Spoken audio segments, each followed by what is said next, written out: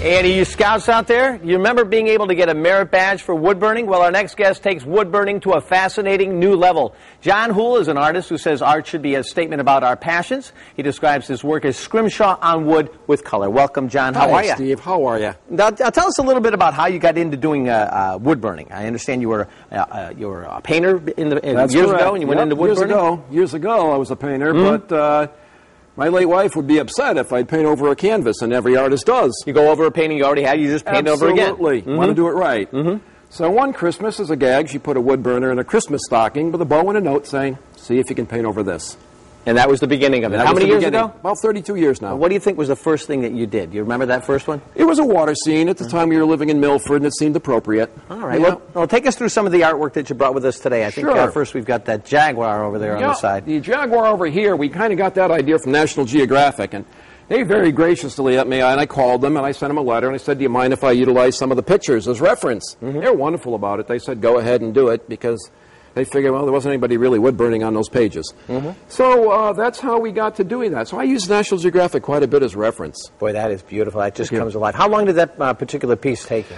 Oh, gosh, I don't usually rule time them, Steve, but it probably took me about a week or so. Oh, wow. That is beautiful. What about the next shot we have over here? We have a mill, I see. Yeah, this old mill is in West Virginia, and I had a good friend who took that photograph for me. But the fish, well, the fish were in my mind. We couldn't see them, but we knew they were there.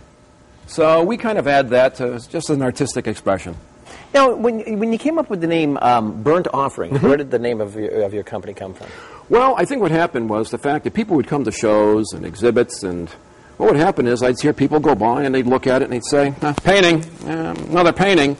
And I wanted to cut to the chase. So I figured if I put something like burnt or wood burning right into the name, it would kind of cut the chase and say to people, it's a wood burning. It's not a painting. All right. Now, you've brought something with us, a piece that you were actually in the middle of. Now, let's just explain for the folks at home that how does the process go from when somebody wants a piece done to getting it to actually being a finished burnt offering? Okay. What we do is we'll take the photograph or any picture I'm able to get, and then what we do is we sketch it. There's no margin for error. At 950 degrees, if your hand slips, you have kindling. Right. So what we do is we sketch it, we get the perspective, and then we start. In this case here, we're going to add in a few of the clouds.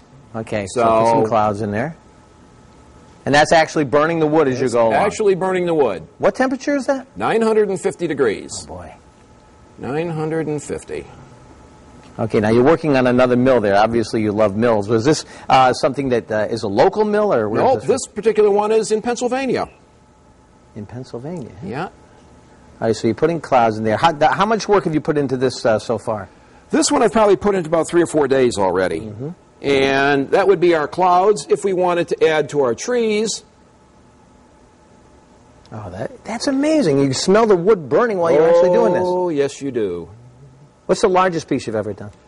Probably, I think of 35 by 40. Okay, great. 35 by 40. Normally wood burnings come in a much smaller size. And what we're really doing here is the length of time you keep the wood burner on the board is going to determine how dark finish you're going to get. And that allows you to really shade and take into consideration if the light was coming this way, we're going to put dark over here.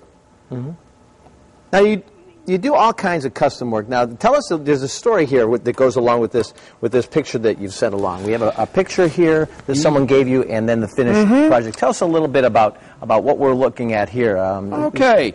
In this case over here, I have a few galleries in Florida that take my work, and this particular woman happened to see a piece at one of the galleries down there in Naples and sent me the photograph. And she very graciously sent me the finished picture with it framed on the wall, which I thought was wonderful. So now, this was her dog, a long-haired dachshund, This was her dog, right? Bentley, yep. And she actually sent that to you. So people can pick a picture, a dog or whatever, and send it to you. Absolutely. Tell us a little bit about your website if people like more information about it. Well, if anybody would like to go on a website, it's Burnt Offerings Art. And that shows a continuing upgrade as far as what's going on with with the wood burnings.